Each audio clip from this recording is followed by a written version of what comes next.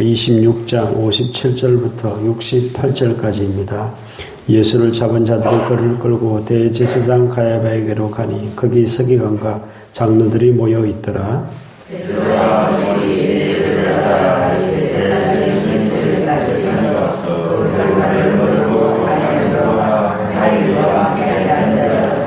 대제사장들과 온 공회가 예수를 죽이려고 그를 칠 거짓 증거를 찾으매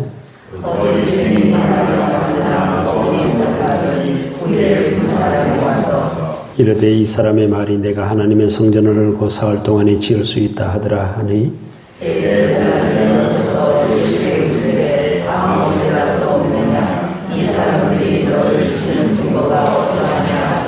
예수께서 침묵하시거늘 대제사장이 이르되 내가 너로 살아계신 하나님께 맹세하게 하노니 내가 하나님의 아들 그리스도인지 우리에게 말하라.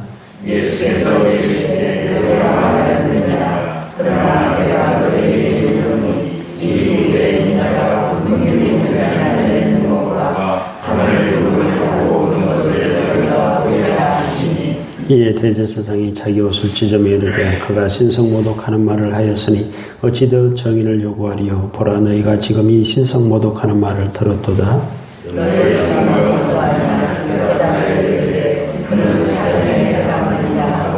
이에 예수의 얼굴에 침 뱉으며 주먹으로 치고 어떤 사람은 손바닥으로 때리며 이르되 그리스도야 우리에게 선지자 오르시라. 너를 신자가 누구냐 하라. 아멘.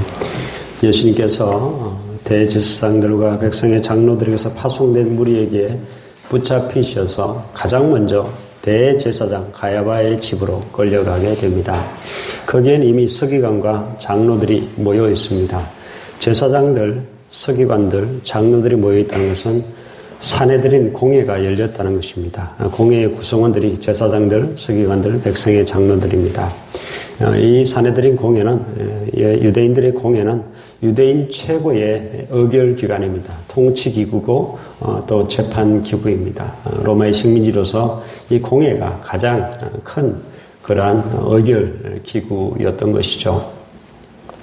여기서 한 장면이 또 나오는데요. 베드로는 잡혀가는 예수를 멀찍이 뒤따라갑니다. 그 결말이 이 일이 도대체 어떻게 될 것인지 알아보려고 멀찍이 따라가서 대제사장의 집 안에까지 들어갑니다. 그리고 그 뜰에 가서 예수를 멀찍이 신문당하는 예수를 멀찍이 바라보고 있고 그 뜰에서 그 대제사장의 하인들과 같이 함께 앉아 있게 됩니다. 대제사장의 집에서 이제 대제사장이 항상 그 공회의 의장인데요. 그 의장의 주재하에 가야바의 주재하에 이 공회에 이제 예수에 대한 신문이 이루어집니다. 거짓 증인들을 이미 많이 데려다 놨습니다. 예수를 죽일 죄목을 찾아야 되니까. 그래서 거짓 증인들을 많이 데려놓고 거짓 증거로 계속 예수를 고발하게 되죠. 하지만 그것은 예수를 죽일 만한 증거가 되지 못합니다. 예수가 뭐 살인을 저질렀습니까? 예수를 죽일 만한 증거를 전혀 그런 거짓 증거들로, 거짓 증인들로 찾지 못하게 됩니다. 그러다가 조금 결정적인 증거 하나가 등장하는데요. 이 사람이 하나님의 성전을 헐고 사흘 만에 새로 짓겠다고 말했다. 이것은 성전 모독죄에 해당이 됩니다.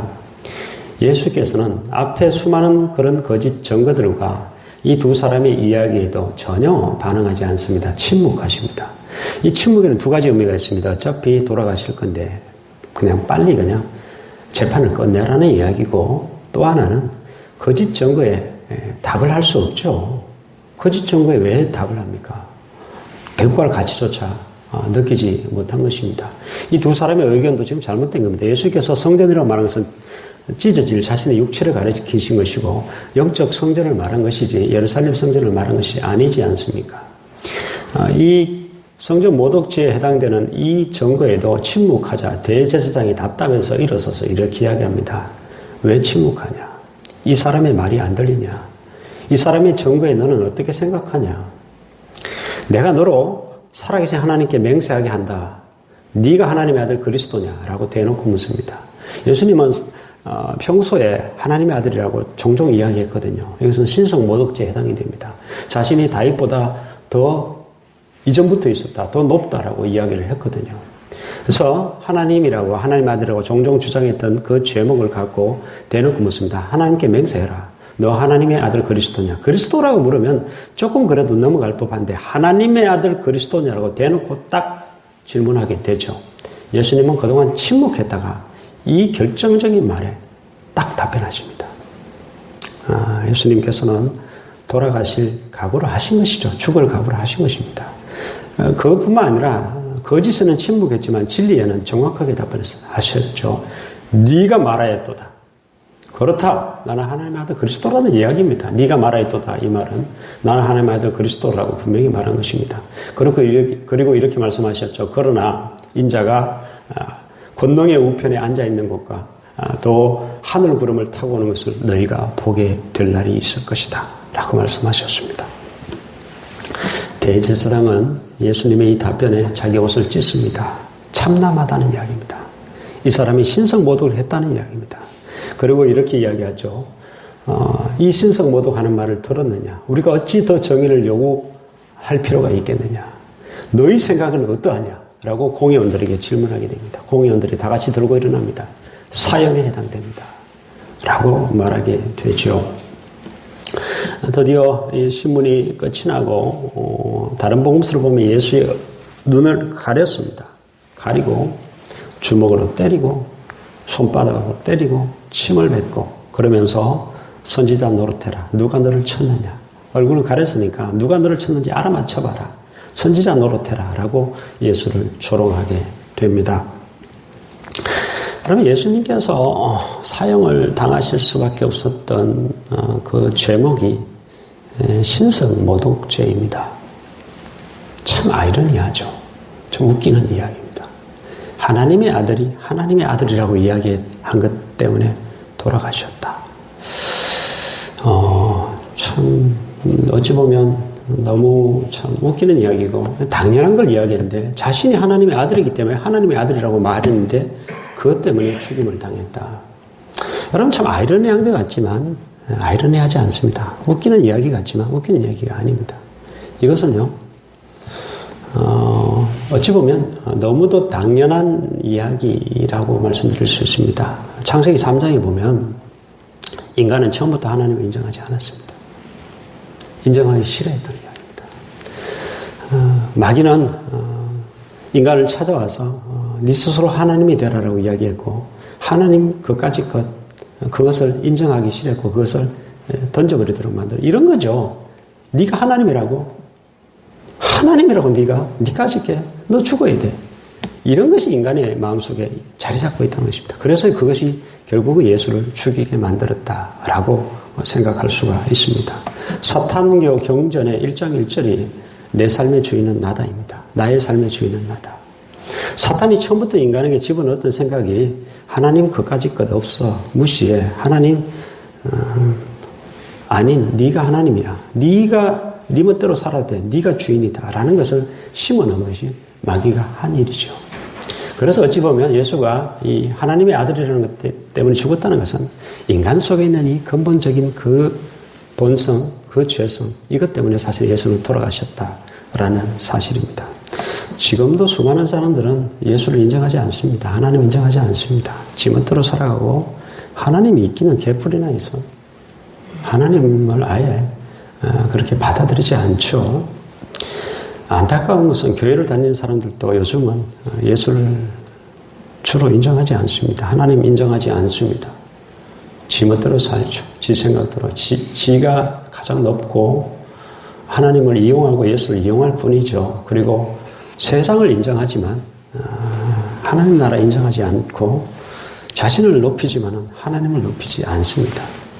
여러분 그런 자들의 결말은 뻔합니다. 예수님께서요 오늘 구원자로서 지금 순복하고 있지만은 어린 양처럼 그렇게 가만히 순복하고 있지만 심판주의 모습도 띠고 있다는 것을 분명히 보셔야 됩니다. 권능의 보좌 하나님의 보좌 옆에 앉아 있는 것과 하늘 구름을 타고 다시 내려오는 것을 너희들이 똑똑하게 보게 될 것이다. 심판하러 오신다는 이야기입니다. 그런 자들을 멸망시키러 오시겠다는 그것을 너희들이 똑똑히 보게 될 것이다.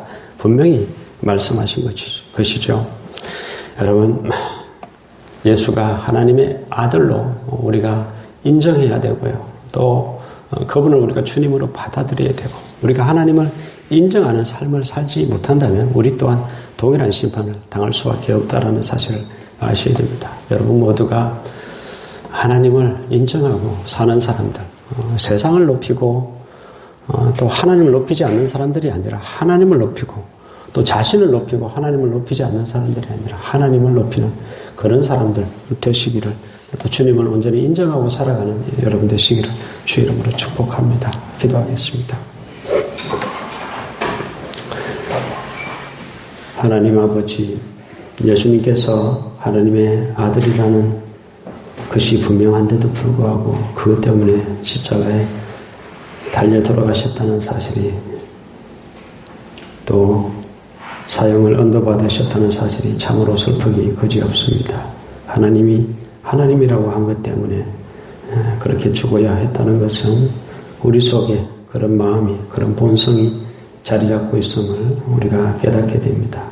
우리 또한 하나님을 인정하지 않고 살아가려고 하고 있고, 또 예수를 만약 내가 보았다면 네가 질 것이 무엇이 하나님이냐, 네가 하나님의 아들이라고, 너는 죽어야 된다 라고 하는 것이 또한 우리들임을 솔직히 고백합니다. 주님, 우리는 예수를 하나님의 아들로 인정할 수 있도록 도와주시고, 또한 주님으로, 또한 하나님을 온전히 인정하는 그런 삶을 살아갈 수 있도록 도와주시기를 기도드립니다. 예수 그리스도 이름으로 기도합니다. 아멘.